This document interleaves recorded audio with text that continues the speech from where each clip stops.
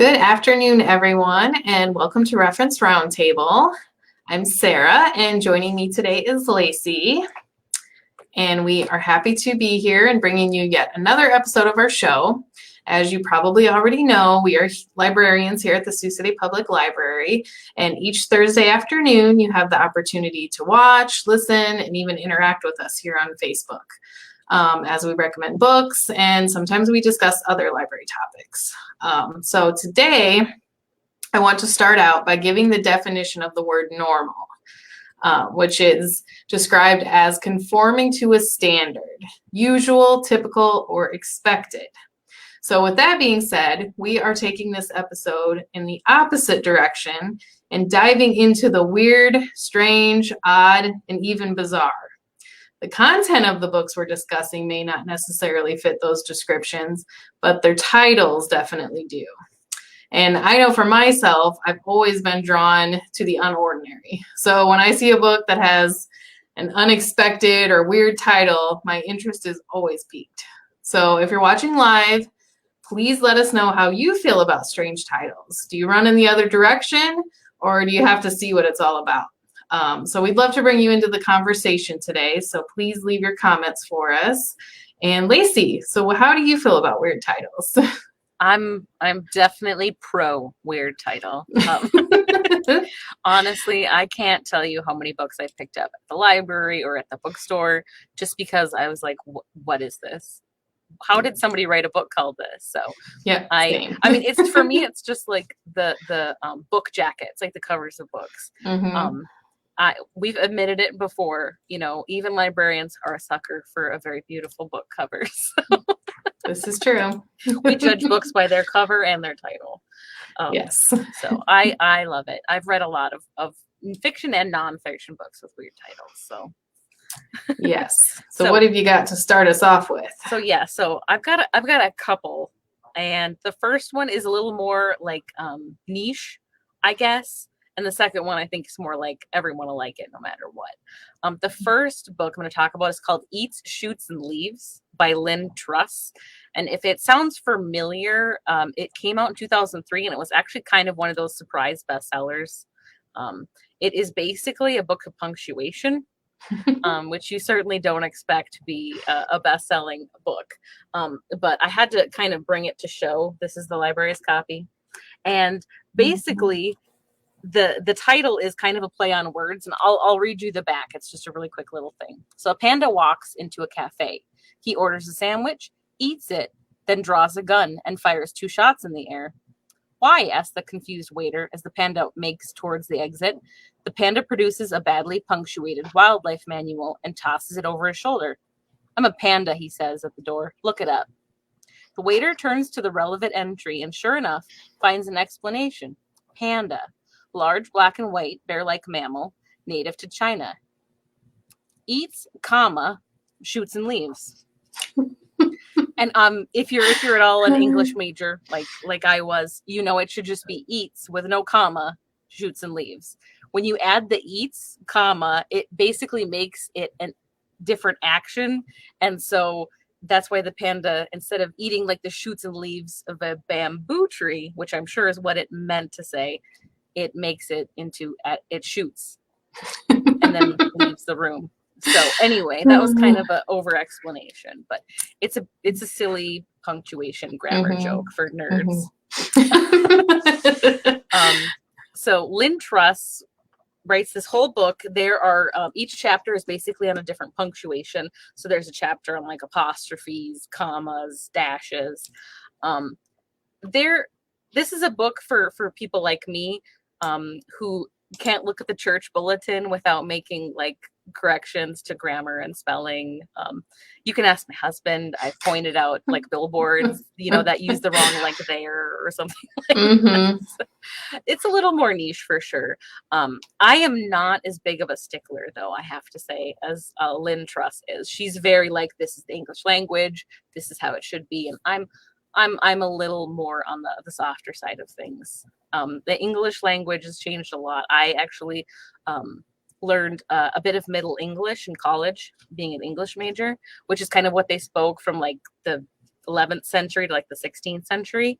And even in 500 years, the English language has changed a lot. So I think our punctuation and grammar can change too. So anyway, it's like I said, maybe not for everybody, but it'll probably give you at least a laugh or two, even if you're not into punctuation books.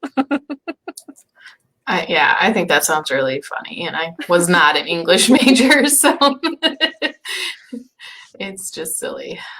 So for my first book, I actually have kind of a humorous one as well. And this one is by David Sedaris, and it's Let's Explore Diabetes with Owls.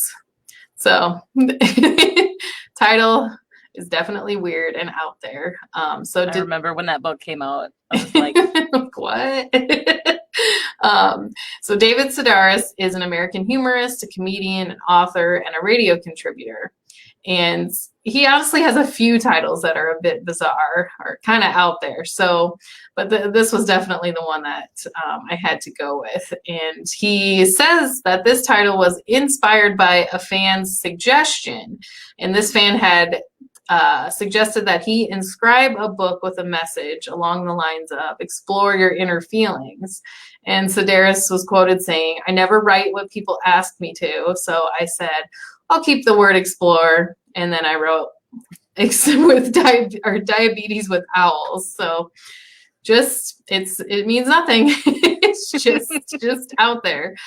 So this book is actually comprised of narrative essays. It was published in 2013.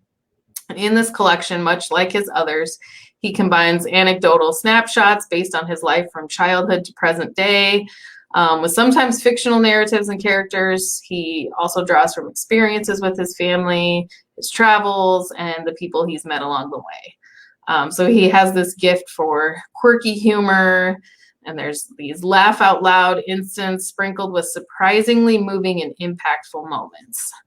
So he definitely doesn't shy away from tough topics, but not at the expense of his humor. So I think if you really want to get into David Sedaris, he reads his own audiobooks, so you can really get a feel for him telling these stories if you listen to them on audio. So I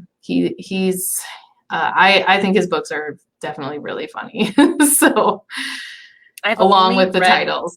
One of his books, and it had like a greenish cover, and that's all I remember because I read it so long ago, but I remember I really enjoyed it. Yeah. I remember laughing a lot. Yes. Okay. Well, my second book is definitely, I think, it doesn't matter who you are, you can enjoy this. It's called The Man Who Mistook His Wife for a Hat by Oliver Sacks. And if that doesn't make you want to read this book, I don't know what to do with you.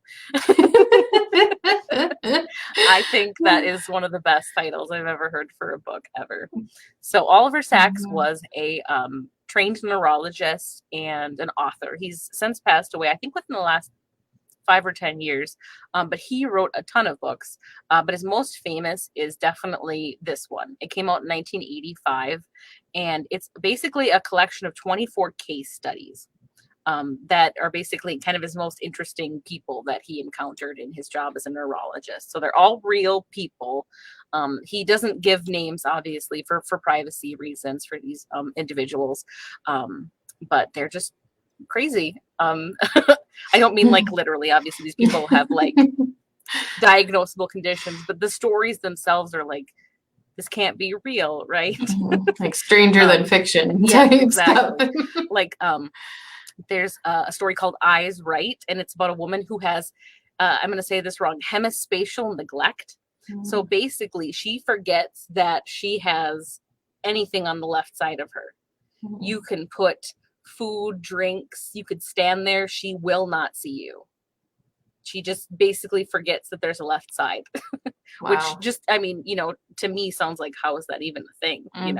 But it's a very real thing. There's also the story, The Man Who Fell Out of Bed. And it's a patient that Dr. Sacks sees laying on the floor. Dr. Sacks approaches him and is like, what are you doing on the floor in the hospital? And the patient tells him, well, he found an alien leg in his bed.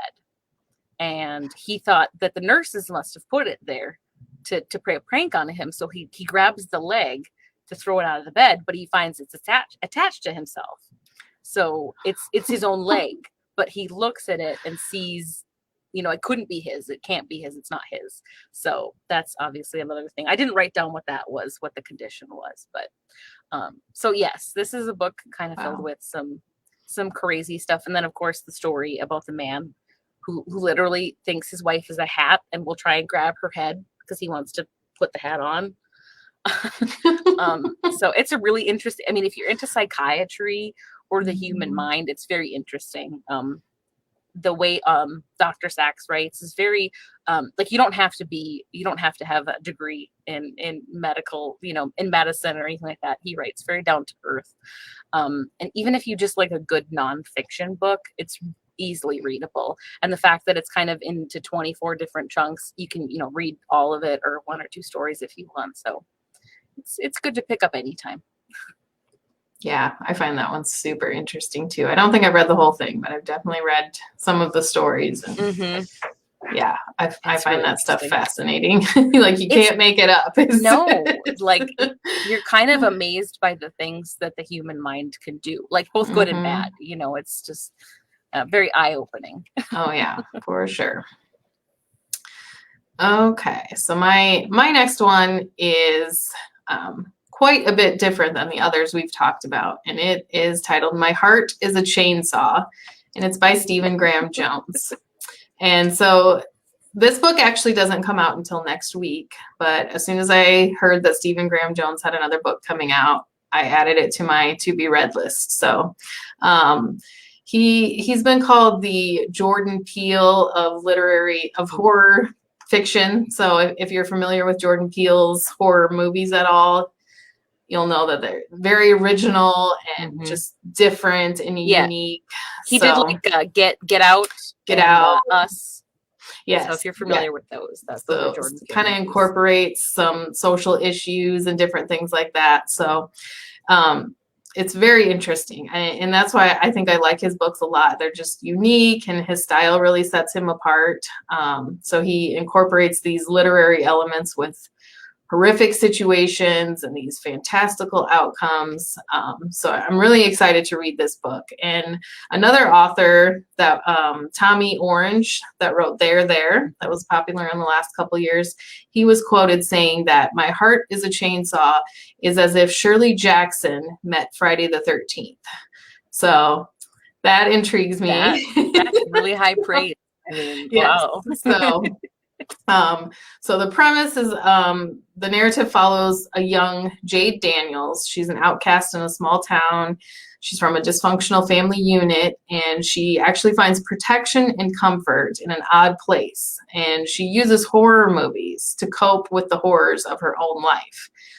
So she kind of uses them as comfort, like these people get out of these situations sometimes, and it kind of gives her hope, as odd as that sounds. So when murder strikes for real in her community, she can't help but pull from this arsenal of these memorized plots, and she starts predicting the events as they unfold in real time. So it sort of starts to feel like it's a straightforward crime fiction, but as the author dives deep, or as in true Stephen Graham style, he dives deep into the emotions, and he develops this intimate portrait of Jade Daniels, and just kind of puts this unique twist on everything. So sometimes his books can be a little gruesome, but for me, I can get past that because I really appreciate the originality and the uniqueness, and then these like kind of genre bending elements that he adds